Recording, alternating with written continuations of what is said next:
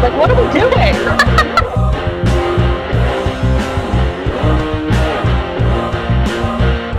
Corey Graves, the ignorant slut. Cannot pronounce the word coup de grace. He says coup de grace. Welcome back to the most listened to podcast on the Long Walk Podcast Network. This is a Takeover. My name is David Hensley. I'm the owner and creative director of Long Walk Productions, and I am here tonight to introduce your host, Shelby Murder Dimple Patterson. I'm sorry. When did I get a name change? I don't remember submitting a form. I wasn't on the memo. That was on the last crossover episode we did with Was it? Robert and Chris. Do you remember that? Yeah, I can't remember. I think it was Robert that nicknamed you Murder Dimple. Dimple. I'm going to have a talk with him. Hi, guys. This is a takeover. I'm Shelby Murder Dimple Patterson, apparently. And I'm Gina Breffer. Holy shit. Okay. Great. This is a great way to get back into it. Segway. We missed y'all. Hey, y'all. Hey. I love throwing you a curveball right here at the start of the episode.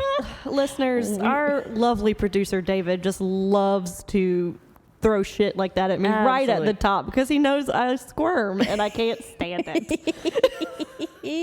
Oh my gosh. Well, That was like a bomb with nails in it, David.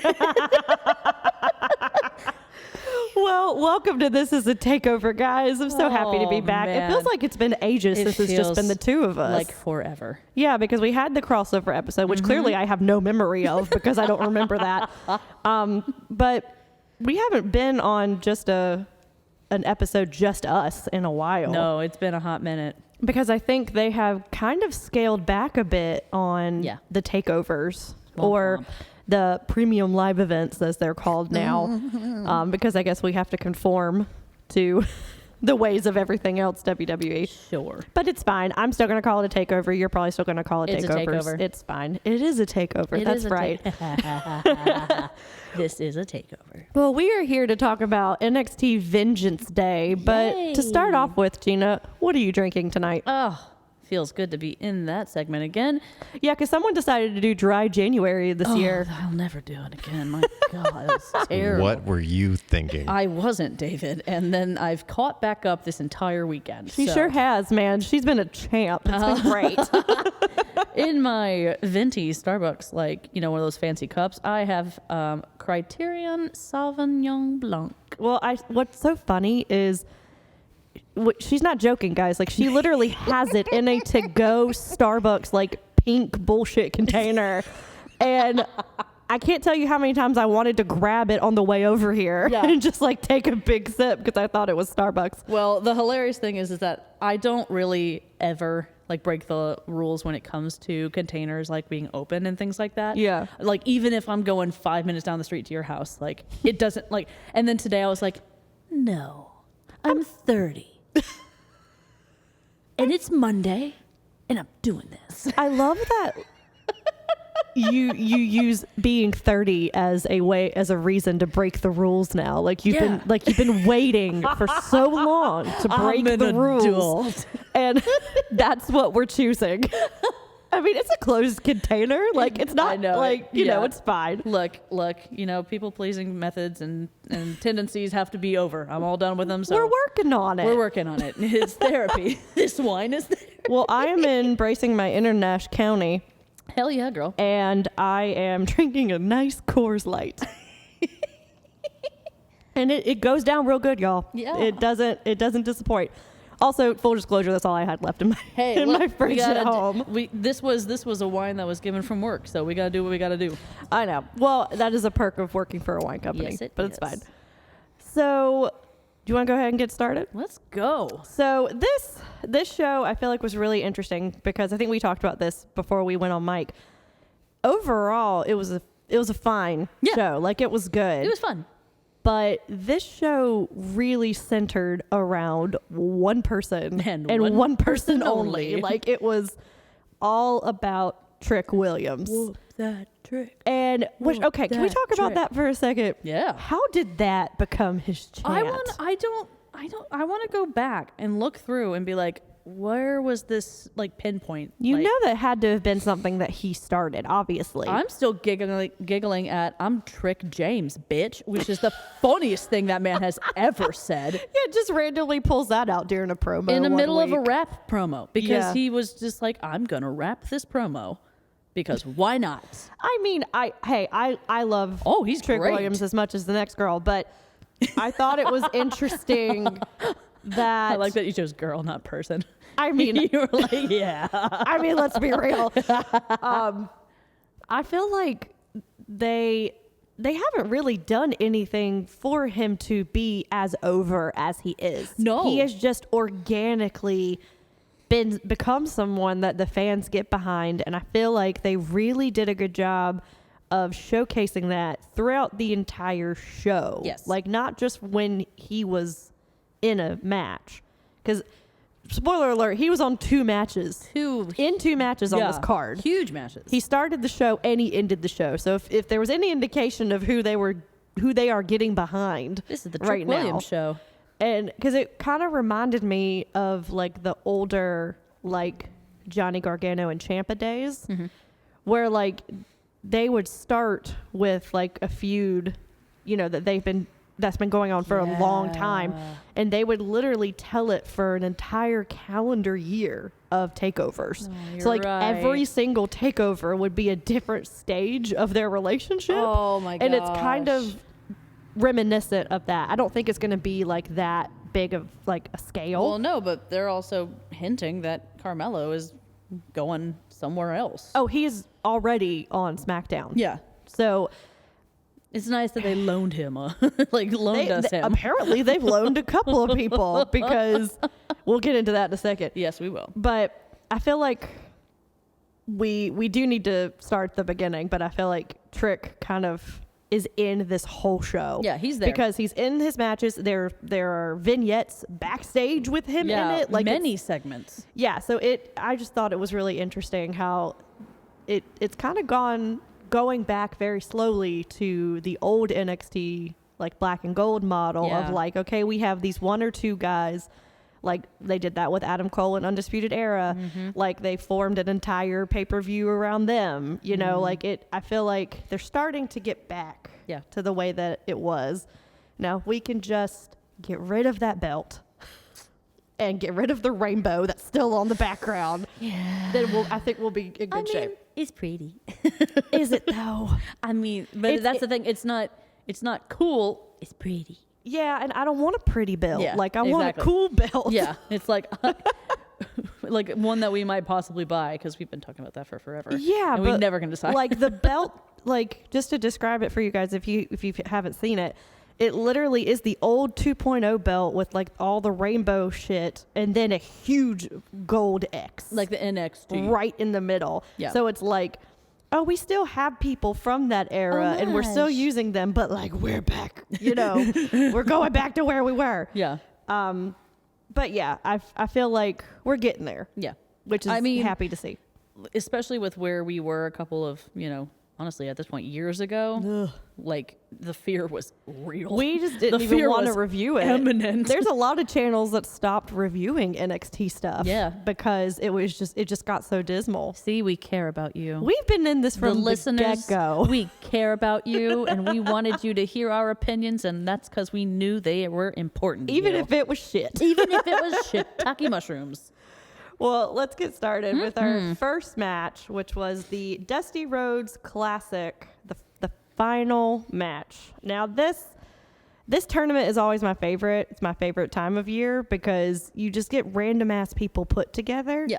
And then they just kind of see who gets over. And they just literally plan. Like, I'm sure they have stuff planned out on who they think is going to go through, but like, they didn't think that Baron Corbin and Braun Breaker were going to get over as a team. No. Right? And then all of a sudden, the fans just got behind them and were like, okay, maybe we need to like Push them, maybe? That combination is about as, what's the word? It's about as much as I imagined the trophy to look like. That trophy is a conglomeration of modern, like, square, like, lockers with then those boots and then like, you know what I mean? Yeah. Like it doesn't look right, but it works. So it looks like one of those, like it is tall. Like it is taller than the Andre the Giant Memorial Battle Krispy Kreme thing that they did. Krispy Kreme. Like it basically should have been, because it had like, it literally had 6 words in the name. Like it was such a long title. So it's taller than that trophy. And it looks like, you know, those like high school, like tournament trophies. Yeah, no, yeah. And they just shoved a brass pair of boots in the bottom. It's like they went out and bought one of those huge ones and then sawed off all the figurines, painted it black, and then threw in those boots. I mean, that's probably what they did. Hey, prop guy, mad respect. Mad respect. I mean, game sees game, right? I mean, we gotta know, look. We know what it's like to have We were a children entertainers. 0 prop budget and still make a whole show happen. Like, we know how to do it, so props. But so we had, again, these names. Right? These names that they come up with for Right? themselves. I know that they are not truly a tag team. Neither one of these teams are tag teams. They're not gonna right? get, nah. Hardly any of the teams that are in the Dusty Rhodes Tag Team Classic are actually tag teams, because WWE doesn't have a tag division. No. Like, they really don't. They don't. And you would think if they had a Tag Team Classic that they would highlight the fact that there are other tag teams, but they don't have any. No, And dog. I think they realized that once they started doing this, because do you know who won the very first one? Who?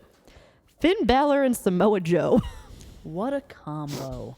That was the very first winners. I would of pay the to see Dusty that. Rhodes. I'll go back and look at that one. I'll go back and watch that one. It's good. Yeah. It's good. Oh, I have no it's doubt. hysterical, but it's good. Like, is it like Baby Joe and Baby Finn? Oh, yeah. Oh, yeah. Yeah, let's go. Yeah, like the first time that they were in NXT. Oh. I know, like baby-faced. It's hilarious. Adorable. So we have Trick Mellow Gang, which is obviously Trick Williams and Carmelo It Hayes. sounds like a knockoff marshmallow you get in the seasons, like one of the holidays. Trick Mellow Gang. It's like, you know, like they get a partnership with someone like a famous rapper or something. Oh, and it's like one of those, like, but you know, it's not the normal brand of marshmallows, but it's like, oh man. Like, But it's like a really weird, like marshmallow version of their Yeah. face or Yeah. something. Yeah. Yes, exactly. Okay, so it's like Yeah. some rapper named Trick something, Yeah. and he has a marshmallow, and there's multiple, so they're a gang. Now I'm literally imagining Trick Williams and Carmelo Hayes marshmallows, and on the front still being like, whoop that trick. And then at the very bottom in the back right far corner, it says, you know, Mellow don't miss. Like, Oh my god. Okay, we are spending way Yeah. too much Let's time go. on this. Let's go. Okay, so we have Trick Mellow Gang, which is Trick Williams versus Carmelo Hayes versus the Wolf Dogs, which is Baron Corbin and Braun Breaker, because Baron Corbin is it's very clear, David. Baron Corbin is the lone wolf, okay? Clearly. And Braun Breaker's followers are dogs, apparently. Sean, I know you're listening. Honey, let us help you. We can help the next one. We can come up with some better ones than this. I promise you. You Hire know, us. besides the terrible names, this match was It was amazing. outstandingly Yeah. good. Like, Yeah. stupid good, almost. Like, we were ill prepared for this match being this good. This match was so good that my Peacock feed went out. It did. I had to pull up the Peacock app and stream it from my phone Onto because the TV. my TV was like, nope, can't handle it. It's too good. Can't handle this. Too powerful.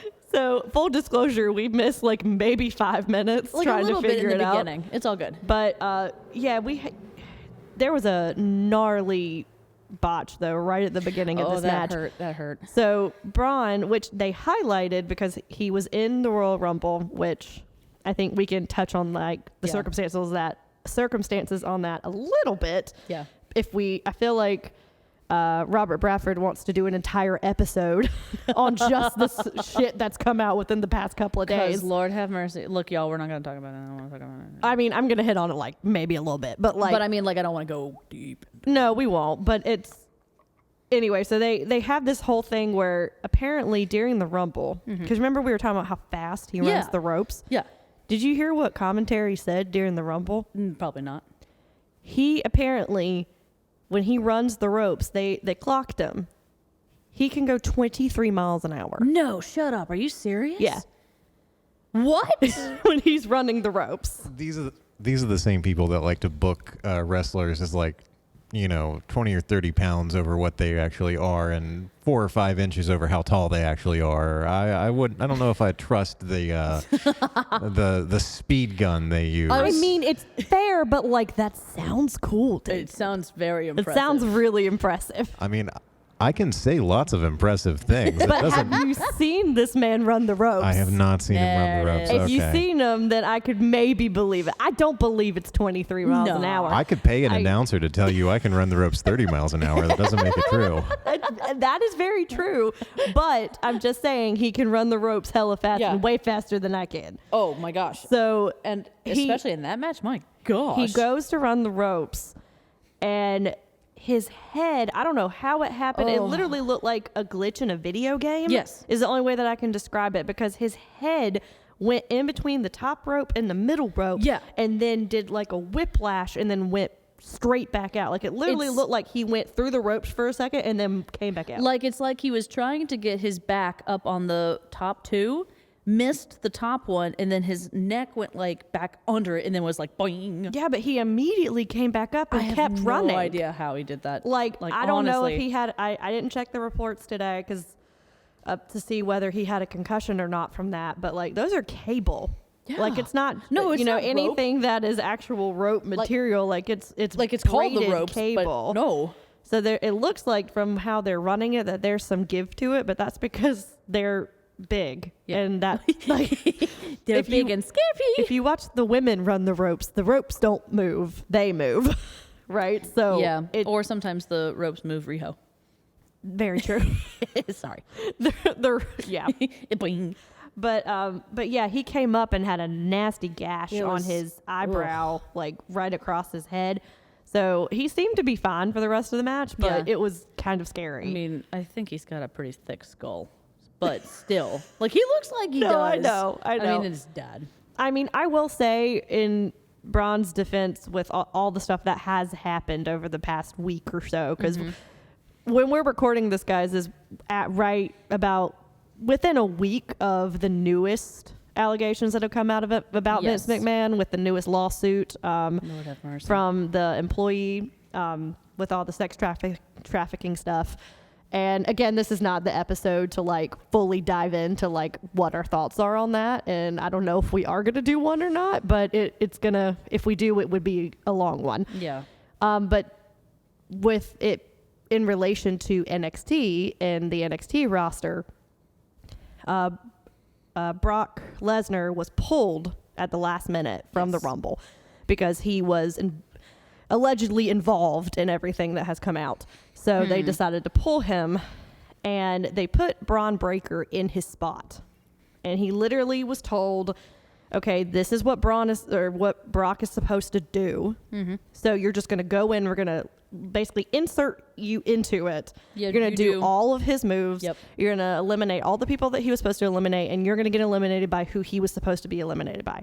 Yeah. Because that was supposed to set up Substitute a feud. teacher. Which, if you watch the Rumble, guys, and if you saw who Braun Breaker got eliminated by, it was fucking Dominic Mysterio. So apparently, Brock Lesnar was supposed to be in a feud with Dominic Mysterio leading up to WrestleMania. That makes sense. Remember when we were watching, we were like, that makes no sense. Why did he get thrown out by Dominic Mysterio? Oh my god. But I mean, if also I would have paid a lot of money to see Dominic Mysterio throw out Brock Lesnar. That would have been hilarious. You know he would have sandbagged. I hope so. But anyway, so that meant that Braun Breaker, I mean, he was only in there for 5 minutes, but he was a highlight of that Rumble. That was amazing. So if all of that stuff didn't come out when it did, who knows when Braun would have gotten a main roster opportunity, because they had been telling him essentially for over a year that it's not his time yet. You know that Geico commercial where the guy's got the fishing pole and there's $1 on it? Oh, gotta be quicker than that. Yeah, that's his entire life right now. That's pretty much how they treated a lot of the NXT roster within the past like 5-ish years, maybe even more. But what I think is interesting is now it has really, I don't want to say put a wrench in NXT plans, because It's just very now confusing. Braun is being courted, per se, by both Raw and SmackDown. Ooh, taking a turn about the room. Exactly. I mean, honestly, I mean, like no, you really, had though. SmackDown who was like, hey, here's a contract. And then you had the Raw guy come in and be like, hey, see you on Monday. I have a better offer. Like, and he's Yeah. still technically an NXT guy. Even though, And yeah. now him and Corbin have now won the Dusty Cup, which means that they get a tag team opportunity or, Yeah. or a tag title opportunity. I mean, if we're going to go ahead and base this off of everything going on, it sounds like Sean is 100% now calling all of the shots. So it sounds like he's like, we're just going to do what we've been doing. So here's my theory with it. Yeah. Because this match really, really was good. It so was. I would say definitely go watch it. But I feel like it's more interesting with the theory behind it now. Yeah. Because with Trick and Carmelo losing, it was really good story. It was a good story. Right? Because Melo pushed Trick out of the way. He was a hero. And took the spear from Braun for Melo or for Trick. And when afterwards he was like, why'd you do that, man? Like, I could have done it.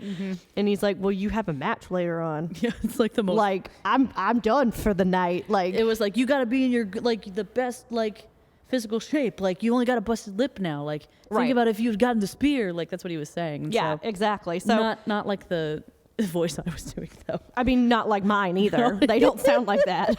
But yeah, like, it's funny. You hear that, like, you have a match later. It's like, logically, we're like, duh. But it's also kind of really funny. It is funny because he's like, I'm done for the night, dude. Like, you still got shit to do. You gotta like, go I'll work. I'll take a spear. Like, it's fine. You got I'm your good. second shift starting soon. Right, exactly. and just you on have a lunch busted break. knee from this match. So, Oh, man.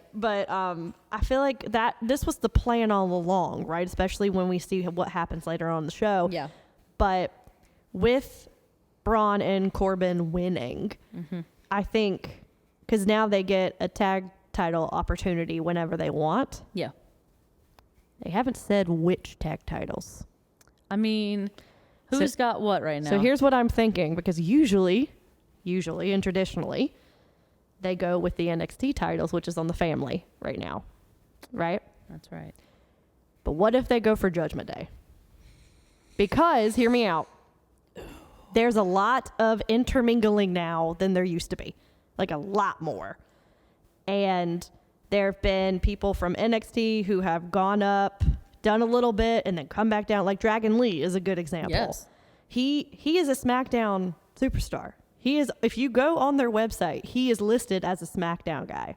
Really? But he has been on in between NXT and probably been on NXT more. Yeah. No, really. So now they're treating NXT now See- more than a third brand, now more than I feel like they ever have, because they're just kind of having people go back and forth. I mean, Dominic Mysterio was the North American American champion. champion for a long time.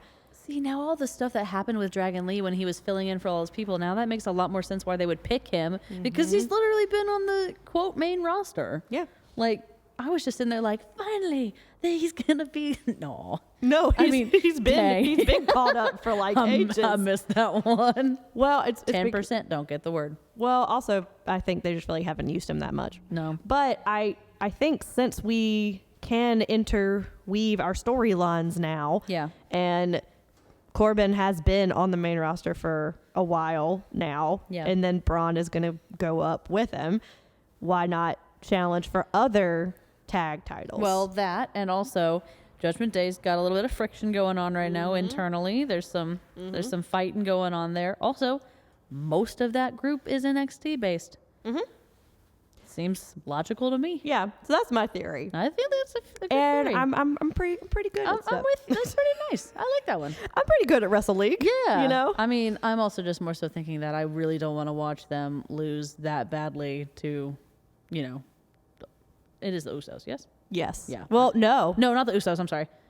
Brain. Come on, Brain. So they've unified the tag belts That's now, right. like they unified the That's right. I forgot Roman's about that. belts. I was just So they just still hold both of the belts, which is really stupid. see, I'm a visual person. I'm a visual person. No, you're good. Oh. So I mean, I gave this match a 4. Yeah. I thought it was a solid really 4 good Regals. opener and just really fun, and the story was really intriguing, and it just leaches into the whole rest of the show. Yeah. So then we have the Dijak versus Joe Gacy no DQ match. This, I want to go ahead and bring back to what you were talking about earlier about how there's that feud that's woven in for like almost every This felt like old NXT. Yeah. This felt like, what was it, the segment the other day where Dijak was like, I want a no DQ match. And he's like just screaming, at Ava. And she's like, well, I don't know. He's already like really in bad shape. Well, and then he just, yeah, because he threw him from the roof into a trash can. and he then pops out of said trash can covered in shit and goes, I like that idea. Like that is old NXT that I first started watching with you, that I was like, yes, this level of camp and this level of fun, I'm here. Let's go. Because you need camp, because wrestling is camp. It is. Like there's an old, I think it's an old WrestleMania. Dogs would probably know the date of it, but it's in like the early 2000s, I think. If you go back and look at the opening segment, they literally do a remake of the opening of West Side Story. Yes. Yes, I know And what you're they're talking like, about. it's going to be a Yeah, rumble Rumble tonight. tonight. Yeah. Wrestling is camp. It's fantastic, man. So you need stuff like this, like a no DQ match where they're literally pulling out 5 trash cans, 15 chairs, 3 kendo sticks. Yeah, chains. Like, he's and- wearing a smiley face shirt. Like You're literally just, throwing everything into the ring at the beginning. And then you don't ever leave the ring because there's so much stuff that you can play with. Like there was, I think my favorite spot of the whole thing was the trash can spot. Because Joe Gacy has a trash can over him, like EO style. Yeah, we were like EO. Somewhere EO Shirai Her is ears twitched. like head cocked to the side, being like, "Is someone in my trash can?" That's my trash. That's my trash can. What's the Muppet that's in? Is it Animal? not Muppet? Is it Sesame Oscar Street? the Grouch. Oscar the Grouch. Yeah. I was like, Animal is also. Sorry, David. David was about to say it. See, my brain went Muppet, so I was like, oh, well, Animal's the only one that's like kind of Fucking crazy. charlatans. Okay. They're both puppets, right? They're both Henson. One's a Muppet. Okay. What's the other What's one? the other one? It's a monster. I know the answer to that one. The other one's a furry guy that actually lives in the trash can. Sesame Street's whole thing is that they're all monsters. I understand But yeah. that. Anywho, we're gonna. I'm showing my age, apparently. Anyway, so he puts the trash can on him, and then Dijak is just super kicking the shit out of the trash can, right? And it's getting dented like further and further and You further. can see his arms are up, like covering his face from underneath the trash can, and he's like doing, doing, doing. So he falls over and then sits straight back up. He super kicks him again. He falls over, sits straight back up. That last one, he was struggling. He was struggling. The last one that he did, it was like not sit straight back up. It was like sit straight back up. Like It was like abs. Go. Well, because the trash can was so concaved at that point was. that like I'm sure he didn't know like which way was up. He doesn't even know which way he's facing. So somehow he gets to his feet with the trash can still encased around him. He freaking runs the ropes. Yeah. With the trash can still over his body. Yeah. And then just lawn darts himself and hits Dijak. I mean, like literally hits him like he's doing like a big circle crossbody. edge side. Yeah. Yeah.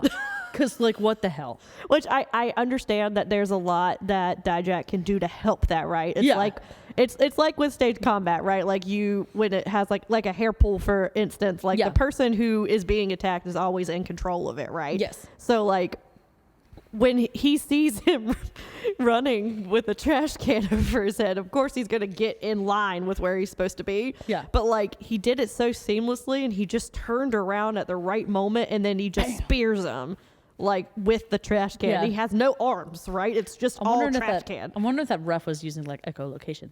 Oh, I'm sure the ref was helping a shit ton. Like he did in the next one? Yeah, because the With next spot Dijaks. was a blindfolded feast your eyes spot.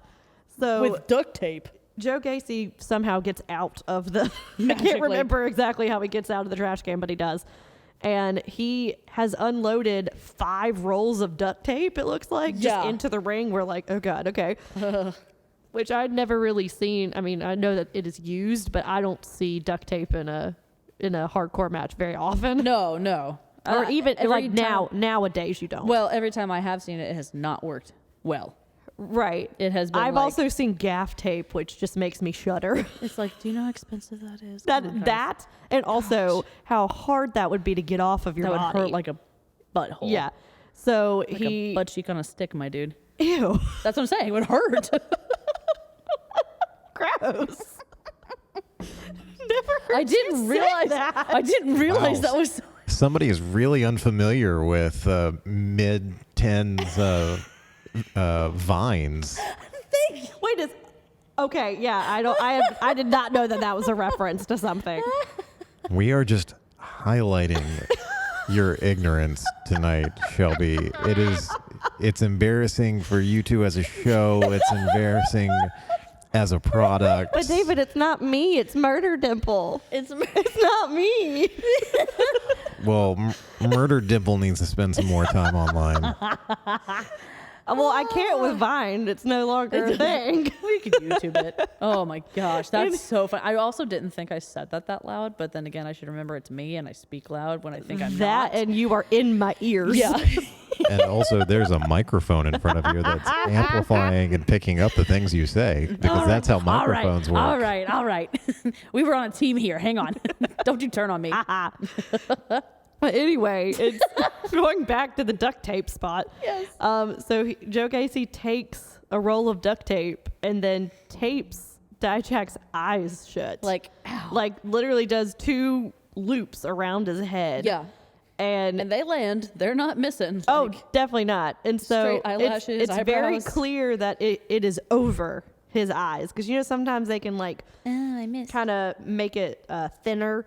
So that way they can like kind of see. It Yeah, is very nah, clear. there's It nothing. is straight across his eyes. Yeah. And he's kind of fiddling with it like a little bit. Yeah. But like you can tell It's that probably it's- for his poor eyelashes. I know, so they don't rip his eyelashes out.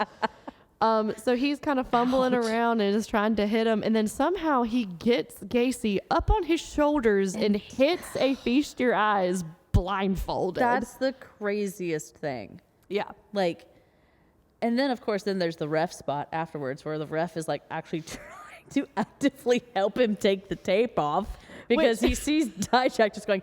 But what's hilarious though, you forgot the funniest part. Oh. When he hits the Feast Your Eyes, Gacy goes down and then rolls out of the way, and he does like a Samoa Joe type spot where he rolls out and Dijak just falls on top of him thinking that he's gonna pin him, and he he's just misses him completely. And then he's like fumbling around he the mat, he's being like, flailing where around did he go? trying to find him in the dark.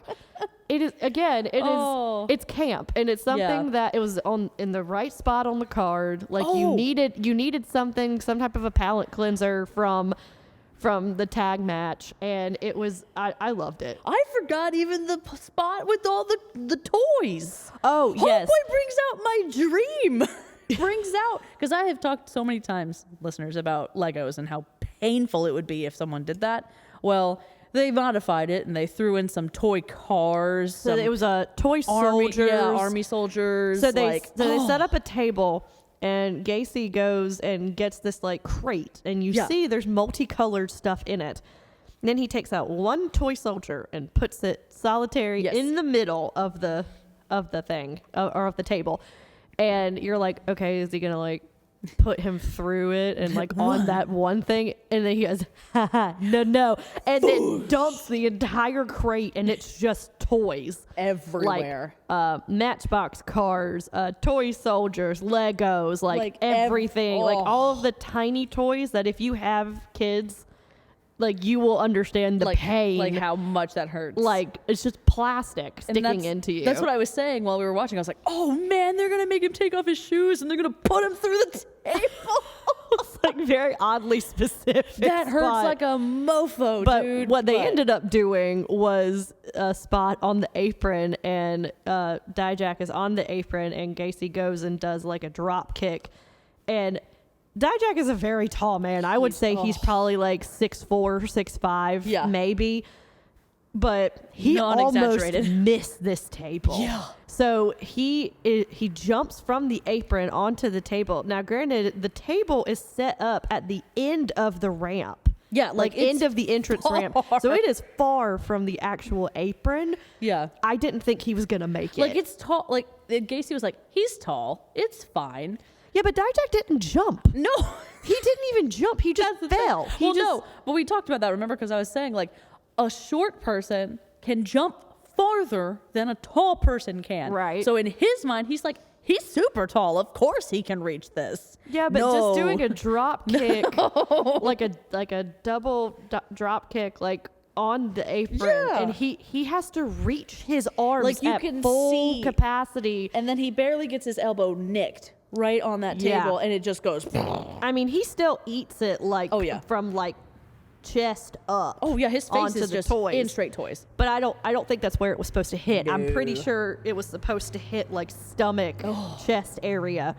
Ow. But then he just pops right back up and gets back in the ring and starts wailing on him again. Yeah. Which, again, unrealistic. Yes, but like camp. Yeah, camp. You know, like it's to me, I can let it go. Great. Because I've heard some people criticize it and be like, you really have to have suspension of disbelief for this one. I'm like, it's fucking theater, guys. Like, also, yes, you do with your wrestling matches. Yes, you do. You know the people that are out there. I mean, if we're going to go, like, real crazy, like, there's a freaking turkey that busted out of an egg, gobbledygooker. Like, yeah, you're going to want to talk about suspension of disbelief. Okay. There's a Cracker Barrel sponsored match where they dive into a thing of biscuits, okay?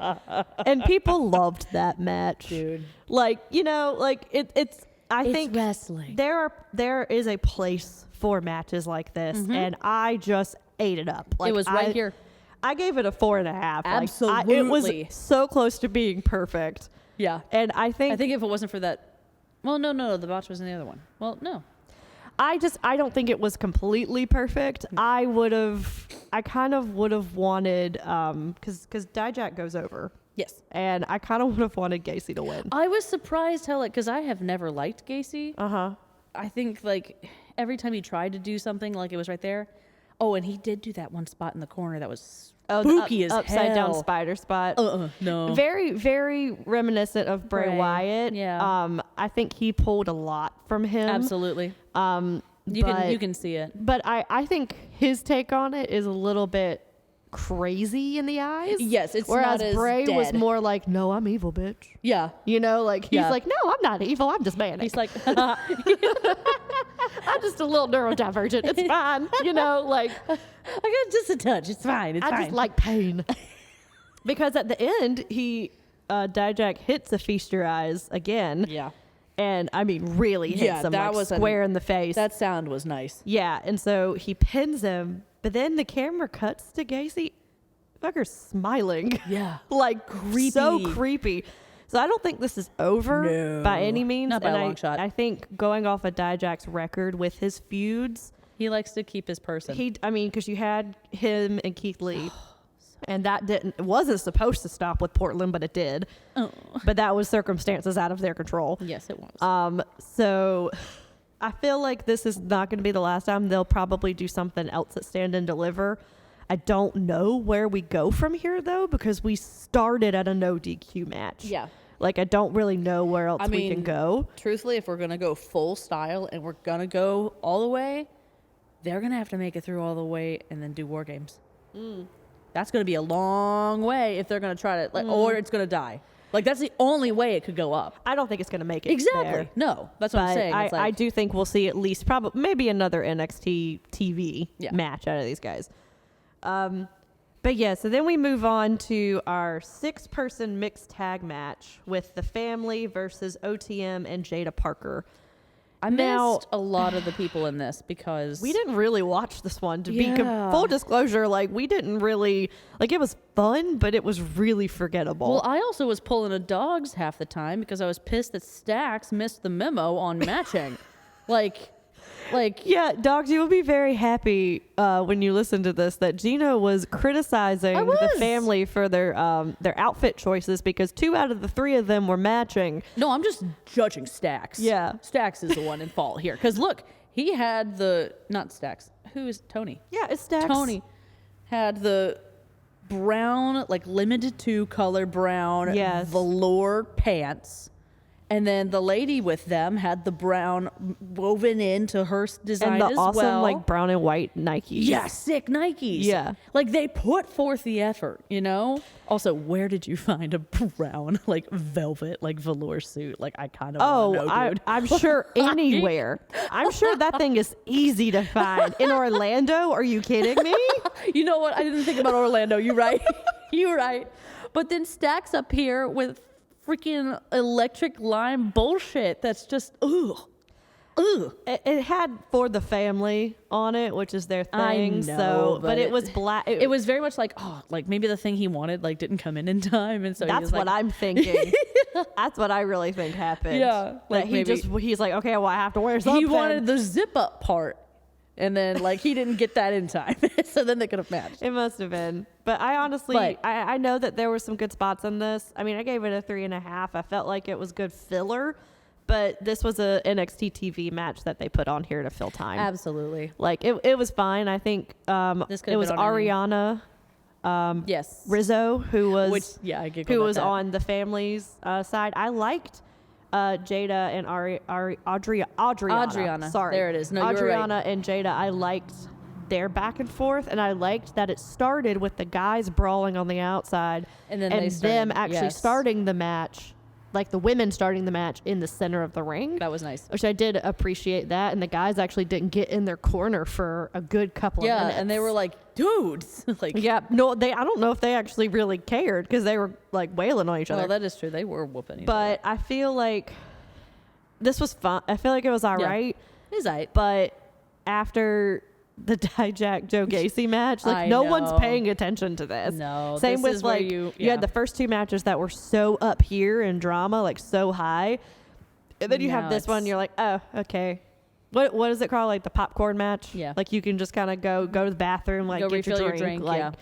Which that says nothing about the performers at all, but it was a really. I mean, there's a reason. Kind of match. Like we've talked about this. Like, the order matters. Like in matches, right. like the middle always sucks. Like it's inevitable. Yeah. I mean, I kind of gave it a 3.5, just kind of in the middle. Yeah, I would have gone 3 Regals. Because, I mean, it makes way for the next match, which is the women's championship match. Yes. Which I thought this was going to be the semi-main, but it wasn't. Yeah, no, but I mean, I liked it where it was. Like, I didn't have a problem because it picked up. Oh, it from did. That one. So you had Roxanne Perez versus Lyra Valkyria. Dude, so Lyra cool. Valkyria, I have watched her since she was in NXT UK, and she was a badass there too. But everybody was a badass over there. Everyone was a badass. Everybody's character in UK was just like. My family is all dead, so I need revenge. Or I am some mythical god or goddess that has come to this world to from wrestle. Ireland or Scotland or some ancient lore. And Lyra was one of those. Yeah. Like I think her name was like actually Valkyrie, I think in the beginning.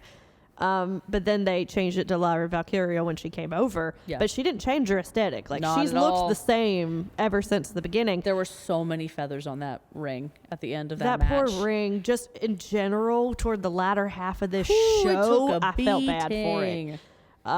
But yeah, so Lyra comes out. She's got this awesome, like purple, like feather Sick, stuff. dude. Like it's just it looks awesome. There's like feathers in her braid woven in. Like it's so cool. That's something with NXT that I feel like they do a lot more often, especially with the women. They really go into detail about their ring gear, matching their hair, matching their makeup. Like you said, she had feathers woven into her French braids that went all over her head. Same with Roxanne. Like she came out, I think I said it was like if you had a mixture of Nikki Bella and AJ Lee. Yes. Like she looked like Nikki Bella, but she wrestled like AJ Lee. And she's the stature of AJ Lee. Right. But she also had red woven into her hair. Yes. Like same with the makeup. Like there's a lot of attention to detail that I think sometimes gets missed on the main roster because there's so many. Also, makeup lady or makeup team, whomever you are, what is your mattifying powder, spray, whatever it is? I want it as a combination skin girly. I would like to have that, please. Nothing moves. Nothing. And then it looks like it's like just the softest powder. I was like, what is that? They need to give it to the AEW crew because the AEW crew also got it. They also got it. I know, but they need whatever the NXT people have. Oh, you mean like physically need to give the... Yes. Oh, yeah, that's true. Oof. Because by the end of the AEW women's matches, there's shit all over the mat and everything. Yeah. But yeah, it's just that attention to detail that I think they can get away with. They have more because time, exactly. yeah. They have more time. There's a lot less women on the card. Yeah. So you're not like, it's not like an assembly line that you're having to like crank these people out. Yeah. So, I mean, this match was great just in the beginning. Like you had Roxanne, the story that she had was she never lost the belt. Mm-hmm. So she's like trying to get it back. And Lyra, who's been on a streak, like she didn't beat Roxanne for the belt, but she beat Becky Lynch for the belt. Yeah. Right? Like dope as hell. So both of them are kind of on the same level, and they do this 20-minute like technical masterpiece. Yeah. And Roxanne hits the pop rocks, and she's about to win. Mm-hmm. Then Lola Vice's music hits, which I didn't recognize because she's newer to me. So it took me a moment, and I was like, "Oh snap!" So Lola Vice is the NXT Women's Breakout Champion. Yes. So they have she did kick tournament every year with the men and the women. And whoever wins it gets kind of a Money in the Bank style contract that they can cash in at any time for any championship that they want. Anywhere. Right? So what I want to see happen one time, which they'll never do this, but I want one of the women who win that tournament to like go in for the like North American title. Or something. Yes. They're like, hey, there's nothing on my contract that says I can't do this. Sean, you could totally do that. Even if they don't win. Like exactly. I think it would be if he had like that would be like amazing. a monster woman that comes in who like a Rhea Ripley type. Yes. Or even a Raquel type that can come in and actually like wrestle the men. Absolutely. Like they could have done that with Ivy Nile. Like that would have made sense. Damn. But that would have been anyway, so cool. she runs down. And they make it a triple threat match, which it picks up even more. It was so like it was good before, and then it just picks up even more. Yeah, and like the pacing, the it's energy, so good. It was so like it was so fun to watch, and like you had Lola who really held her own. Yes, and I feel like is going to continue on this run. Like they're definitely going to give her more to do. I want to watch her and Tiffany Stratton. Well, Tiffany's on SmackDown now. No, I missed that. Yeah, she had a really good match with Mia Yim. It was so good. Well, good for her. It was good. Proud of you. She did great. Dang it. But so they turned it into a triple threat, and then, I mean, long story short, Tatum Paxley comes in, who is obsessed with Lyra. Like literally has been dressing like her, following her around, wanting to be her best friend. Yeah. Like she kind of reminds me of. In a very weird way of it's in Bob's Burgers, and Louise has this like quote unquote friend that's obsessed with her, and she's like, Louise, I want to be your best friend. She's like, I hate you. Like, it's a very similar dynamic. But as of late, Lyra has kind of softened on her a bit, and I think they are going to form an alliance together. Would you like to form an alliance with me? Yes, I would. Good. It's very much like that. Yeah. So she comes in because basically Roxanne hits the pop rocks again, is about to win again. And Tatum comes in, and with it being a triple threat, there's no rules. So she can break the pin up. Like it's very clearly thought out, and I appreciate that because sometimes with these matches for the women, they're just like, chicanery. But this is clearly thought out. This is a really detailed match, and it really showcased these women's abilities. They were great, all of them. If I mean, this Tatum was was- great at rolling out and falling down. Because that's basically all she did. Look, Tatum, I'm sure you're lovely. I haven't seen you enough yet, but I would love to She watch had you a more. good match with Roxanne the show before the pay-per-view, which was pretty good. Okay. Roxanne beat her, obviously, Well, yeah. but it was still really good. If this, you're talking about how this really gave a chance for the women to shine, if this was a couple of years ago, which is what has happened in the past with these NXT breakout stars, what'll happen is very much like a Money in the Bank style thing, where they will run in after the match is over, Yes. right? And take advantage of the person who just won and they're exhausted and they're Yeah, ready to it's leave. cheap. Right? But with this, now I've also heard people say, they're like, oh, this makes her look dumb because she comes in and makes the triple threat and now makes it harder on I herself. think it made her look braver, and it made her look, she was so much more like, I am going to do this when you guys are not dead tired. Well, I agree. And I also think that it shows that she is because she's a heel. And I think that it shows that she is like, oh, I'm the top shit, right? Like, I don't need for you to be gassed out. Yeah. Like, I can come in the middle of the match and still beat you. And still beat you. And she didn't, She did not. right? So I think She put up a good fight. that will be good story Yeah. going on. I think with Lyra and Tatum and Roxanne, I think there's still going to be some stuff that can be Yeah. told. I think everybody came out good Yeah. in the end for this match. And the winner is? Yeah. So Lyra retains because Yay. of the Tatum Paxley interference. Yes. And so you have Roxanne, who still hasn't won, right? But I think she's going to turn heel after this because she's lost twice. She's done. Now. I can see that. That little break. Yeah. I mean, honestly, there's kind of nowhere else for her to go. Yeah. You know, like, unless they're going to move her up, and I kind of don't want her to, because I feel like she's gonna get lost in the shuffle. Yeah. She's one that could potentially just end up like a Sarah Logan, or like a Zoe Stark, who's just kind of here for a little bit and does a really good job when they're given the opportunity, but they're Given just scraps. They're just not given anything. Yeah. Right. So I kind of want her to stay a little bit longer, Yeah, no, she so she can do some more stuff. she needs it. I gave this a 4. Solid 4. Yeah, I 4 felt like it could gals. have been maybe a little bit better, but like It was pretty good. it was pretty good.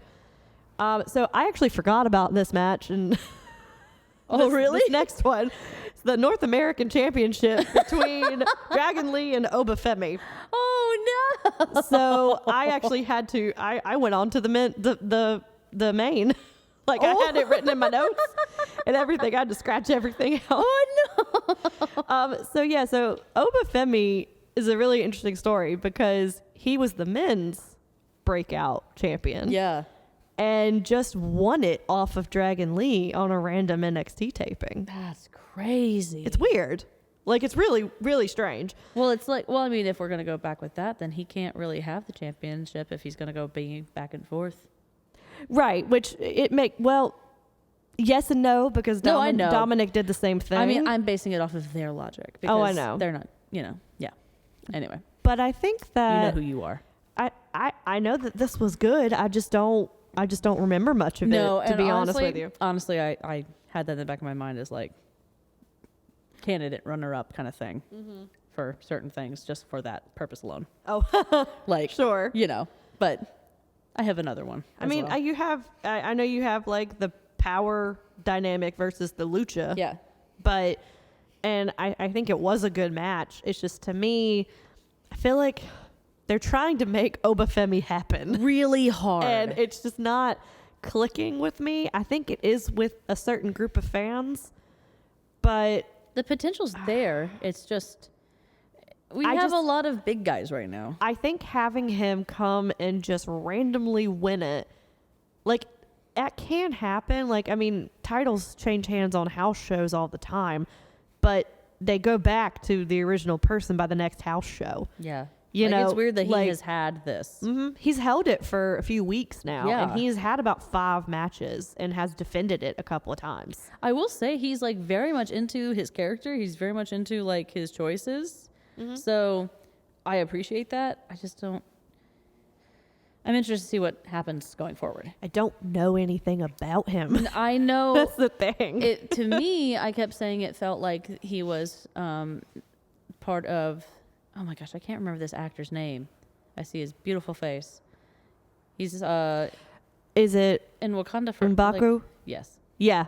Yeah. For Because he's got the fur on the boots. He He's got the does. same vibe. It's He has the a same very build. thick African accent. Yeah. It's very similar to the guy from the movie. And so yeah. like I hope maybe like lore will be thrown in or something like that. You know, like things where it's like from my like family or things like that. And maybe it has. Maybe we've missed it. Maybe we've missed it. Sorry, listeners, if we've missed it. But yeah, if we have, I'm sure you can let us know. Yeah, But I'm gonna be fervently like tapping this up later, being like, oh crap, like no, it's fine. And if we miss it, we miss it, you know? And I think that is an indication of the match itself. yeah, Like, if we are not super into it, then, I mean, if I was really into this match, I would have looked this guy up. I would have Yeah. figured out what his story was, and all I knew about him was that he was the breakout star. So- Dragon. And the thing with Dragon Lee is that we know he can do good work. It's almost that's why our brain shut off yeah. because it's like we know what he does. We know he's awesome. Yeah, we and know there he's cool. really wasn't much build to this Not one. at all. Like, This was another one that was like kind of thrown in at the last minute that Yeah. could have been on a TV show just fine. Yeah, for sure. But so I gave it a 3 just because I don't remember anything about it. I would honestly say 2.5 only because I really don't remember anything. Yeah. Well, we get to the main, which is what I really wanted to talk Yay. about, obviously. So you have Trick Williams versus Ilya Dragunov. Crazy. And SOB. I wrote just whoa. Like from start to finish, the story was awesome. The match itself was well paced. Like I didn't get bored No. at all. Like both of them busted open hard Yeah. way, like immediately when I mean, the match Dragunov, starts. like, and you can tell that he was ill prepared for it too. Like he was like, "Oh shit, no, I'm like bleeding and like later, way later." And then- nose just gushing. bleed like profusely, blood going everywhere, and that's when the poor Matt.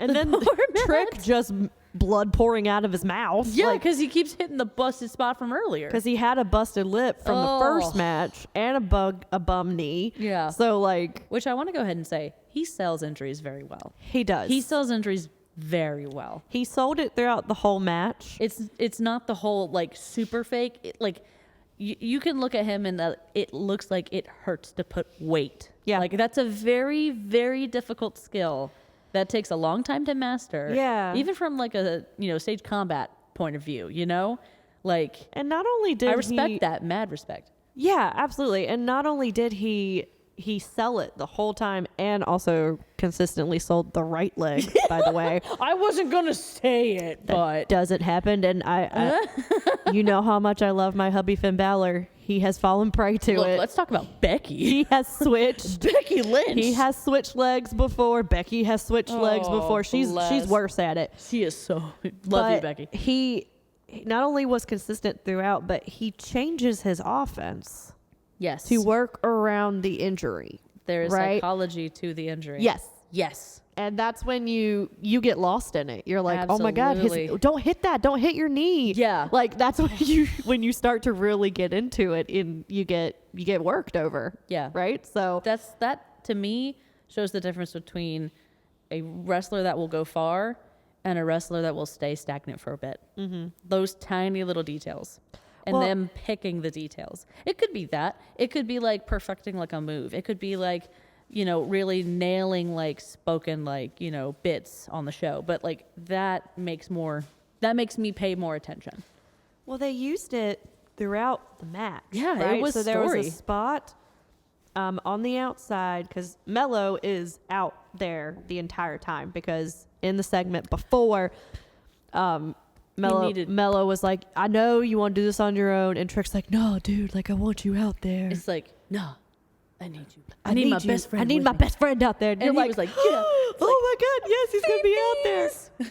But then in the back of your mind, you're like, oh no. Like It's been building, y'all. because here's the thing, and this is something that they've done a great job with to build, like, This has been in a the shows long going time. up to this.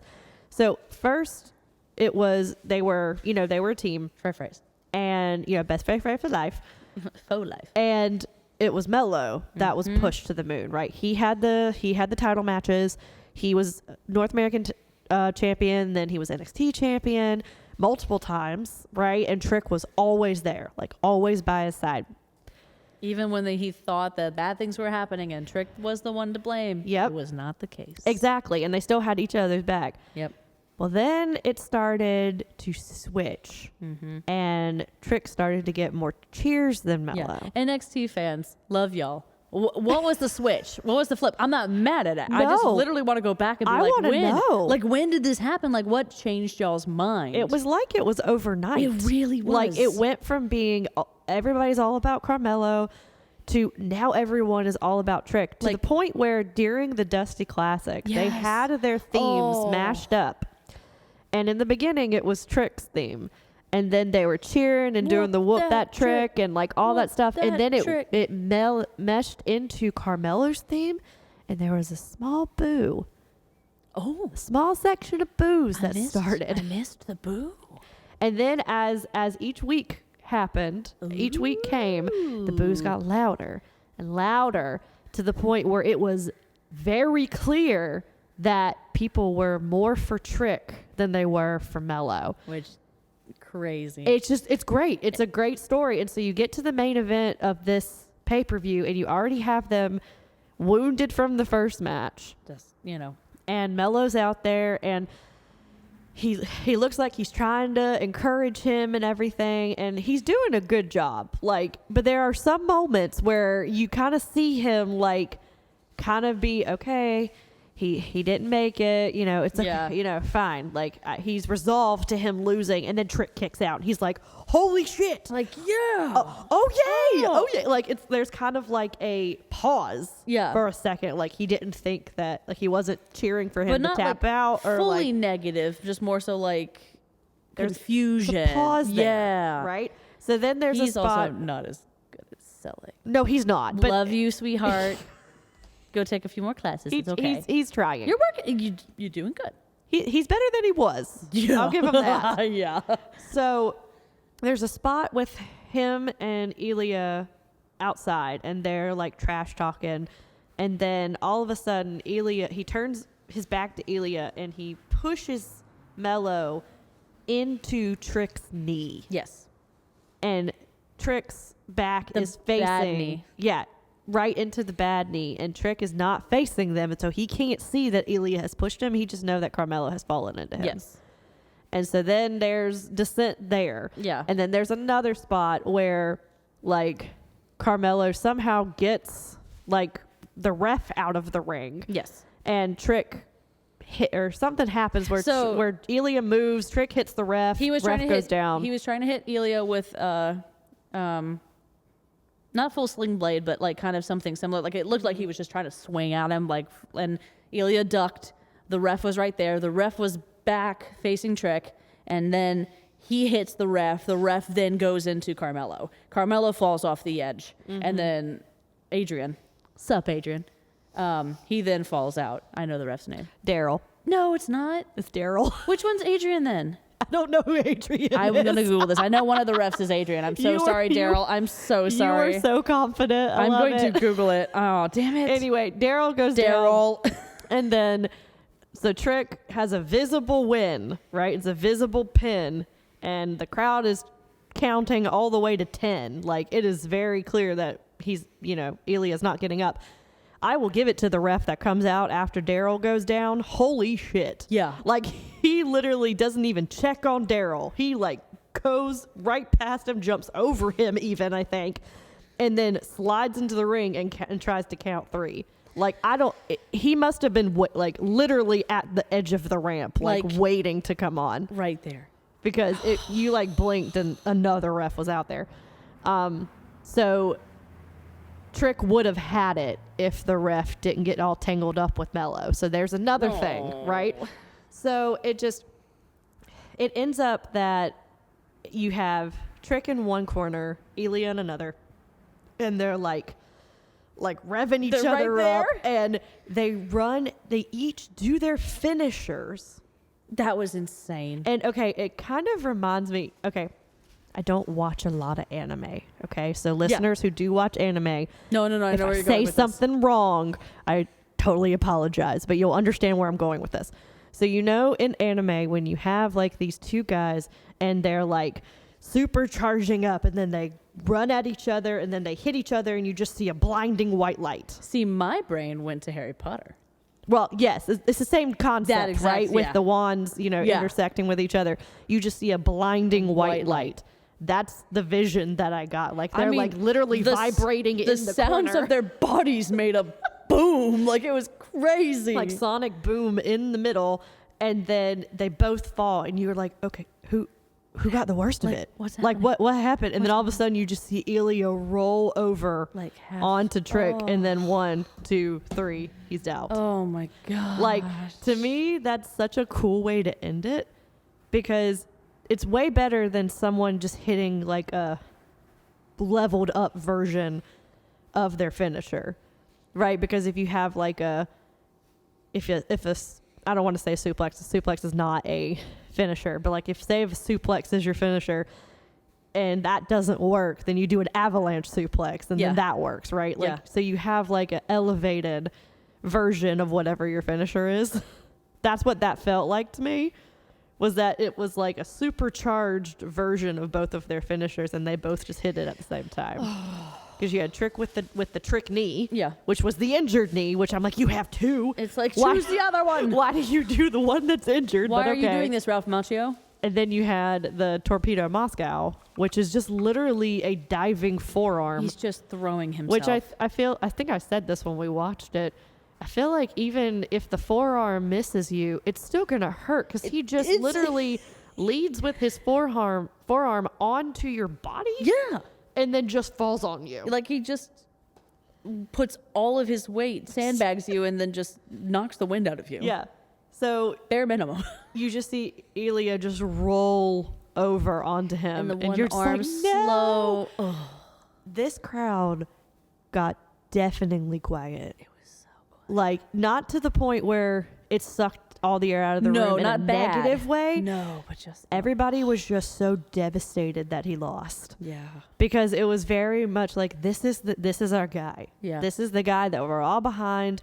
Love you, Elia, but fuck you. Yeah. Right? Like, we don't want you anymore. This is the guy that we want. I even said, I was like, I can't believe that I was cheering for Trick at the end. Like Yeah. I'm an Elia diehard, man. I love that son You of a are, bitch. but that story was told so Like, well that you couldn't help but root for Trick. I mean- like, even if you are a huge Elia fan, Yeah. like, it doesn't matter. It doesn't matter who he was against. Like, anybody that he was against with the story that they told, like, you were going to root for him in the end. Yeah. And it's just devastating. Like, Mello comes in and he's like helping him up, and Elia's just gone. Oh, Elia he like booked it, dude. He was like, he's like hey. dancing on the to doing his his music on the, composing. like composer shit, like and he's fine. He's Oh. all good. And he's just dandy. And then the music goes off. They're still in the ring, And it's still so and he helps quiet. him up, and he's like, "No, it's me and you, man. Like, it's all good. Like, you'll get it. And, You're like, you're Trick was gonna get it." He was crying and, like, crying, like everybody was upset in the crowd. Oh. And then he's like, "No, it'll be okay. Like, we'll get it next time. It'll be great. It's me and you, man. It's me and you forever. Like, it's all good." Then Trick is like, "Yeah, no, it's good. It's okay. I'm gonna be okay." And so he starts to go. He starts hobbling. Out of the Hobbling. ring, and then Mello just stands there, And we all know. and We are all trained. you could feel they even did the freaking logo, the NXT The like copyright copyright. logo, which I'm like, it's the logo of death. And they listened. Somebody listened to us. And I don't tricked care us. if it's overplayed. I don't No, care if people so know what it good. means now. I love it. I want them to always do it. It's so good. Because they did the same thing, and that's how you know it's a Triple H thing. Because they Yes. did it with CM Punk when he returned. That's because they right. put the copyright logo up there, and they were like, "See ya, good night, right. It's very clear that it is a Triple H thing that he loves to do. It's good. So shit, they man. put the copyright logo up, and Mello's face just turns. And I'm like, dude, if there's any acting that you have picked up, it was that. Yes.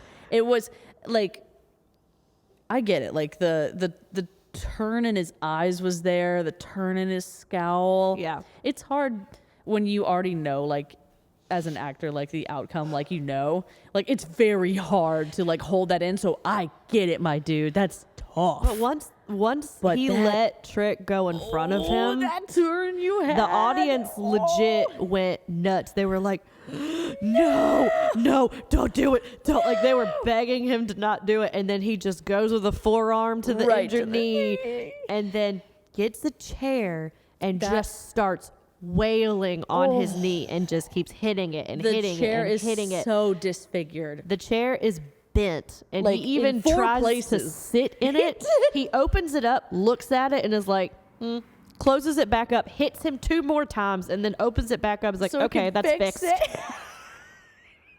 It was brilliant. It was such a good move. So he sits there and is just like cross-legged, like looking at him, just like writhing in pain. Like, and then he takes the chair, throws it off to the side, and starts walking. And the audience is booing him. And I don't know if you guys picked up on what he was saying to the audience, but he was saying, "Y'all made me like this. Y'all made me do this." Y'all made me do this." Yeah. And I am this is the stand and deliver match. I don't care if either one of them has the title. No. Like, It this does not need is it. the match. Yeah. Like, if this is not main event stand and deliver, like, if they just keep going with this feud, especially if Mello is on SmackDown and they do it across shows, what I want them to do is I want Carmelo to be like, you know, fuck you, I'm gone, I'm on SmackDown, you're in NXT, blah, blah, blah. Oh, yeah, and yeah, then yeah. he's wrestling a match at SmackDown, and then Trick just comes out of the audience. Yes. Every single match. Yes. Right? And just like fucks with his match. No, I'm so there. Like, I'm so that's there. how I would play it. Yes. And then he comes down to NXT, does the same Same thing. thing. Like, it would just Cross promotion. yeah. I there. think it could work, and then it could Absolutely. lead up to their match at Stand. I mean, and Deliver. even if they weren't going to go that way, they could have like side tackles like in little like vignettes in the back, like Sure. oh snap, like, and then it's just like things are Carmelo being from thrown. SmackDown is here. Yeah, or like Yeah.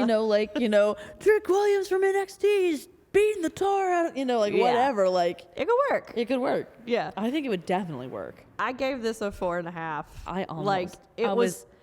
I don't give out 5s unless it is like Ciampa Gargano level. I know you have You such know, a high standard I with do. that. You do. I've been watching You for a very long really time, do. Gina. You really I was do. watching in the like golden age of NXT. Like, nothing in this era has been a 5. I don't think, unless you listen back and I've given a 5 to something. Then I've given a 5 to that one. One listener is like, like pulling it up. searching the episodes to find where Shelby gave a 5-star match. I gave it a 4.8. I really did.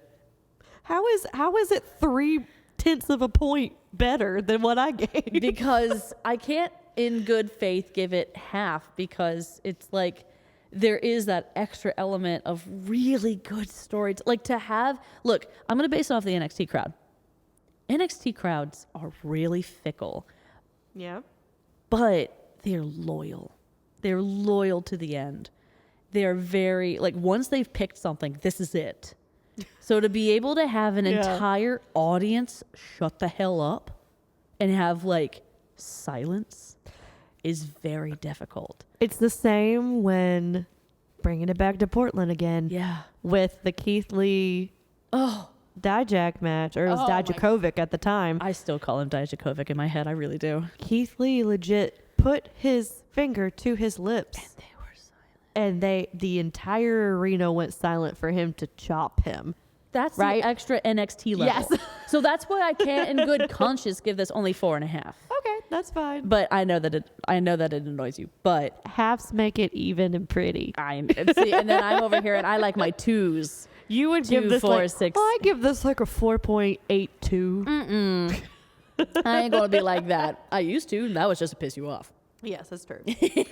But I think overall, I gave this whole show a 4. A solid 4. There were some ones, but they weren't enough to bring it down. There were some choppy from moments, a 4. but yeah. I don't know if anything was really botchy on this show. No, not because full botch. even the one with Braun, I just think that was a freak accident. I don't think that was an actual botch because he kept going with it.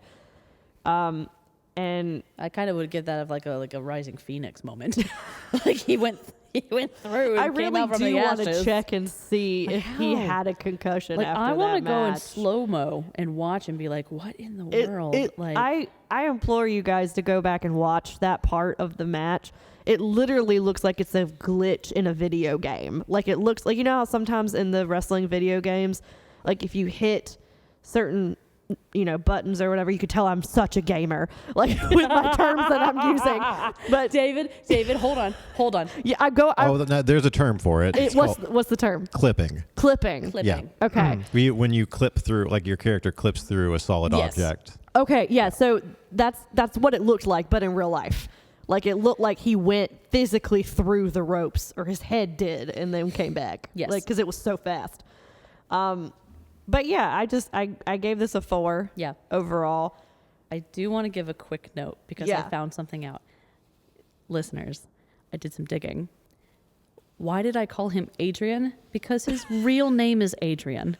And on his WWE Instagram, it says Adrian Butler, and then his character is Daryl. AKA Daryl. Daryl Sharma is his ref name. Yeah. So I literally called him by his government name. So you're telling me that even the refs can't use their own names in WWE? Are you telling me that you just doxed a WWE employee on my fucking show? Wait, did you say last name? You said his fake last name, right? Did you say his last name? I don't know. She did. No! Oh, God. It's on the internet. It's on the internet. All right, fine. It's on Okay, fandom. that's fair. It's on fandom. That's fair. Okay. Yeah. Anyway, my point still stands. Why can't let the refs have their own names? Like, damn. Like, that doesn't make any sense. I was sitting there going, no, there's no way because I actively follow this man. Like, why in the world? Wait, you follow him online is what you meant. No, right? she actually goes to Orlando and follows him around. I don't have that money, y'all. Damn. No. But, okay, I just wanted to point that out. Yes, I have fixed myself. I'm love sorry. it. No, you're good. All right. Are you ready for segments? I am. All right. So, do you want to... Let's do Ignorant Slut. I always like to start with that. Let's do Ignorant Slut. Who is your Ignorant Slut? Runner-up is freaking non-matching the team memo. That's my... Stacks. With his DX looking bullshit. But truthfully, it is just the fact that we forgot that match. Like, that says a lot. Oh, it's sure. just, it's like, look, Dragon Lee, it's not you. It's not you. But it's you. It's, I would say. I would argue that if we can't remember him, though, that is true. They did a lot of pop and circumstance. I think I said this on the last show with him. Yeah. They made a huge deal with him coming in. It was a huge deal. I mean, I know everybody knows this. Everybody knows the circumstances around how he left. Because he made a big old deal about it. How he left AAA and everything. So I don't necessarily. No, that's fair because I forgot Yeah. about that. You know what? I give it to them both. Then. They haven't done jack shit with him. Yeah, So I feel like that has That something to hurts. do with both creative and him too, because if he was more memorable, we would have remembered this much. That sucks. I normally never give it to a lucha wrestler, but yeah, Dragon Lee, and then not Omos. I know it's not Omos. What is his name? Please help me. Obafemi. Obafemi. There we go. See, point proven. Right. I'm sorry, I have not learned your name yet. My ignorant slut's Daryl. No. I'm sorry, dude. You get hit way too often. No. Like, you gotta know when this shit is gonna happen to you. Like, you can't turn your back on these people. But he was doing his job to tell Carmelo care. to get off of the ring. I don't care, dude. You gotta do better. We're about to fight. You gotta do better. Oh my gosh. I never in my life thought you would actually pick a ref as your ignorant He slut. crumpled in the corner and laid there for ages. So did. He did not get up until the end of that match. Daryl is the ignorant slut. I'm sorry, he is. Congratulations, Daryl. You've won your first ignorant slut. I can't even be mad. That's just so funny. Oh my gosh. Who is your EST, Shelby? Well, my honorable mention's the new ref. That came down to replace when Daryl was laying on the job. Okay, I do want to give mad credit to Sonic the Hedgehog over there. Dude, I'm telling you, he booked it and jumped over Daryl. Like, if you go back and watch it, guys, like, he literally jumps over him. It's hilarious. Oh my gosh, I'm crying. And then he stays in there until Daryl comes back to life. But no, my actual one is Trick. I mean, it has to be, right? Because not only did he do 2 matches on this card, but he was integral throughout this entire show. Like, the entire show was basically centered around him and if he could do it. So, and he did a great job. He did a like he's job. worth the hype. You know. I think you're gonna be really surprised by my EST. I usually am. It's Gacy. Ooh, okay. So I've had a really hard time being interested in Gacy. I've never really cared about it. And so when the whole faction kind of just fell apart, I was like, oh great, he's gonna just, who knows what's gonna happen. But I really was, that match in particular, that match was stupid good. And so to have Gacy like really have me interested, to feel not only like when he did that spot in the corner, like that was a very nice homage, but it was his own, because you were saying he is the crazy, not the full murder. So there's an homage. I would say like you said, but he works. It works for him. He's more of the like, it's more psycho. Yeah, no, it's whereas Bray was more like calculated. It's like Jack Nicholson Joker.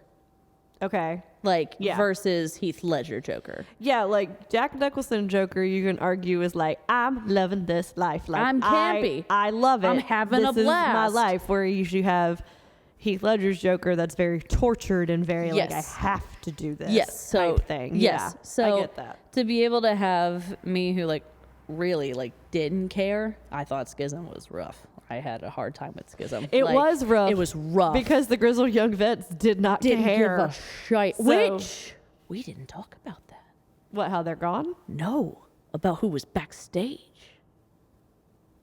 Oh, that's right. Sorry. Yeah. So eagle-eyed fans could see that Oni Lorcan was backstage, which he used to be an NXT guy. Was with Danny Burch. Yeah. And they were a pretty good tag team. Great tag team. Grizzled Young Vets. He and them and the Grizzled Young Vets were huge. Yeah. Like, they did like a lot of tag team wrestling together. He just randomly showed up backstage. He was let go. But he wasn't in gear. He was in a suit. Apparently, when he was let go during the like wave of releases during like 2021, 2022, they brought him back on in early 2022 to be a coach. That's crazy. And he has been backstage ever since. And now he is one of the suits that is breaking up fights now. Yeah. So yeah, coach. Yeah, absolutely. So that was cool. I thought that was cool too. Yeah, it was a cool little segment. Yeah. But yeah, I enjoyed this. Again, I think there have been better takeovers than this one, but I am excited to see where a lot of stuff goes. Yes. That I'm spun off from this. We didn't even mention all of the vignettes, like with Chase U and like all that stuff, where we're setting up a lot of stuff with them. That's adorable, by the way. That's a great thing that takeovers do, is they use their segments to further stuff that's going to happen on TV later on that week. It makes you want to watch. Right. It kind of engages you. If you like the vignettes and everything, you're like, oh, who are these people? They weren't on the pay-per-view. Yeah. Like, let me tune in on Tuesday and figure it boyfriend. out. Yeah, like with the Thea Hale, Riley, Osborne thing. Like, it's cute. Like, so I think they have a very well-rounded roster at this point. But I like the direction of the more black and gold brand that it's going. I like the direction we're it's definitely going back to where we were before. I don't know if we'll ever get back because when it was the height of black and gold, it was literally Triple H bought up all the indie people. Yeah. And literally like put some indie like place is out of business because he bought all their people. I mean, it's true. So you're never going to have that again. You're never going to have Adam Cole, Kyle O'Reilly, Bobby Fish, Roderick Strong, Johnny Gargano, Tommaso Ciampa. You're never going to have all of them in the same brand like ever again. Like it's never going to happen. But I think we are on the right track with storytelling wise. Yes. Like having it mean something. And style again. of fight too. Yeah. Yes. And I think they announced the next one. Oh, and I'm yeah, blanking it's, on it right now. March. But it's Stand and Deliver. Oh yeah, that's right. Which is the weekend of WrestleMania, which scheduling for WrestleMania is always difficult, David. But along with the 2 nights of WrestleMania, the first night of WrestleMania, we have Stand and Deliver that morning. So it's literally Stand and Deliver at 11 a.m. and then the first night of WrestleMania. Is there also an AEW pay-per-view that weekend? No. If I remember correctly, last year there was. Yeah, the last 2 years. Because it's in April. Yeah. The first weekend in April. Because for the last 2 years, we've had to do 3 wrestling podcasts in 1 week. Yeah, it was literally like one every day. What I'm hearing is that we bring David Red Bull as an I'm sorry. I mean, we work for a company that distributes it, so, you know. All the if you flavors. need it. I'm not going to say no to that. All right. But yeah, so I think Stand and Deliver is going to be really good. Yeah. It's NXT's biggest show of the year. Yeah, I'm looking forward to it. Yeah, I think it's going to be good. David, I know we have Elimination Chamber coming up at the end of this month. We do. In Australia. I'm sorry, that was a question. We do? We do, yes. Oh, okay. It is in Australia. I got a lot going on right now. I know you idea. do. You Yeah. sure do. I know you do. But I'm informing you that there is another one. Thank you. Thank You're you. welcome. Heads up. Thank you for keeping me. I like to try to keep you on track because I know it's difficult. Yeah, I appreciate that. I mean, we haven't had time to do a long walk talks in like 3 months. I keep threatening we're going to bring that show back again, and it still hasn't happened. But we are in the process of doing something that I wanted to do since I moved into this space 2.5 years ago, which is I'm finally building a recording booth Yes. in this my half of the studio. We're going legit, guys. It's awesome. So hopefully by the next time we record an episode, I've got 2 sides of the frame up now. I'm going to do the other 2 this weekend, get it walled in, get some soundproofing up. Yeah. The audio quality ought to improve. No more rain? No more rain. No more big ass trucks. No more big ass trucks. No more And, goats across the street? amazingly, I've never heard the goats before. No, that'd be I've heard a But, few dogs. Haven't heard any goats. And the climate control in there ought to be nice. No more freezing or burning to death.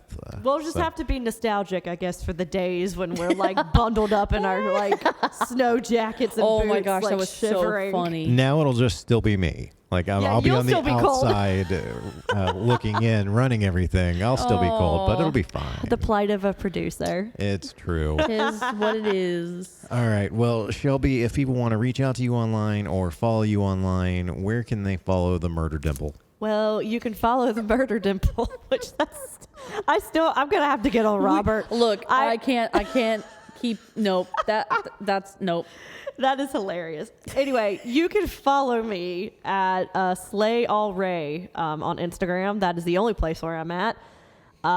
X is now a cesspool, and I don't want to be a part of it. We are not even Nay. Long Walk is not even on X anymore, Yeah, right? that's fine. I gave you guys permission to get off of that a long time ago. Yeah, It's just I mean, not. we promote more on Instagram and Facebook anyway. Yeah. Yeah. So, so if you want to reach out to me, you can do that at Slay All Ray. Yep. And I don't know what you're getting upset about. Your murder dimples are totes adorbs. So, Well, thank you, David.